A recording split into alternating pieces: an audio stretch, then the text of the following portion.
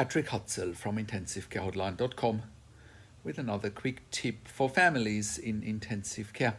So today's tip is about an email from a reader who asks, my wife is in intensive care and she's just coming out of the induced coma. She's on a ventilator with a breathing tube and she seems to be mouthing words, and I think she's saying, help me and get me out of here, but she's not quite ready to get off the ventilator yet. What should I do? And I can only imagine how frustrating this would be for our reader to see his wife in a situation like that. You know, you can see when patients come out of the induced coma that, they can be very frustrated, especially if extubation and weaning off the ventilator is not imminent and it might take a few more days. You know, there's a fine line between waking someone up, having them tolerant to the breathing tube in their mouth, and getting them to breathe more and more spontaneously, getting them to wake up. You know, when patients do come out of an induced coma, they often have no recollection of what's happened, why they are in an induced coma. They often have no recollection of what's happened, and they're waking up in an ICU in a strange environment, strangers around them, and they're just having the sedatives and the opiates weaning off. And that can be very, very challenging. So what should you be doing in a situation like this? Well, one thing you should be doing is that you and your family should be there for your wife. Can go there, hold her hand, talk to her, reassuring her. But the ICU team should also reassure her. The good thing is she seems to want to express herself, which is really important. And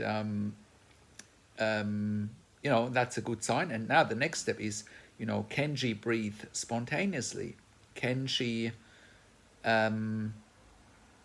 breathe to the point where she can be extubated? Can she do things like holding your hand, squeezing your hand when you're asking her to do so? Can she blink her eyes when you ask her to? Can she poke out her tongue? Does she have a good, strong cough? Because she needs to be able to clear her airway once the breathing tube has been removed. Next question is, what ventilator settings is she on? Is she still in an SIMV mode or a CMV mode where she gets mandatory breaths from the ventilator every minute? Or is she now at the point where she can breathe spontaneously in CPAP or in pressure support? And if she can breathe in CPAP or pressure support, what is her pressure support like? Is it less than 10? What are her tidal volumes, the volumes she's breathing? What are her arterial blood gases like? Are PO2 and CO2 within normal range? And is her breathing rate normal? Is it a normal breathing rate between, let's just say, 10 to 30 breaths per minute? And again, a tidal volume that's adequate for her weight. Once these boxes are ticked, then the breathing tube can come out. Again, it is extremely frustrating for patients when they come out of the induced coma. They realize something has happened, they can't talk. Another thing that you can do is give your wife a pen and paper and see whether she can write down what she would like. If she can't write, ask the doctors and nurses to give her a letter board where she can point with her finger towards the letters and get the words together that she wants to say. So there are ways to communicate, but obviously it is important that she, can have the work up to have the breathing tube removed. That also includes physical therapy, physiotherapy, breathing exercises, coughing exercises, mobilization ideally, get her out of bed, get her breathing muscles strong so that she can breathe independently and have the breathing tube removed as quickly as possible. And it's also important that she can stay off the sedation and the opiates. So, it's also important that your wife stays calm, because if she's not calm and cooperative, then often ICU teams resedate patients, which sets them back in their way towards extubation. The longer someone is in an induced coma, deconditioning is real, muscle wastage is real. So, it's important that your wife stays calm and cooperative so that the breathing tube can come out when she's ready. And it sounds to me like she's very close to be ready.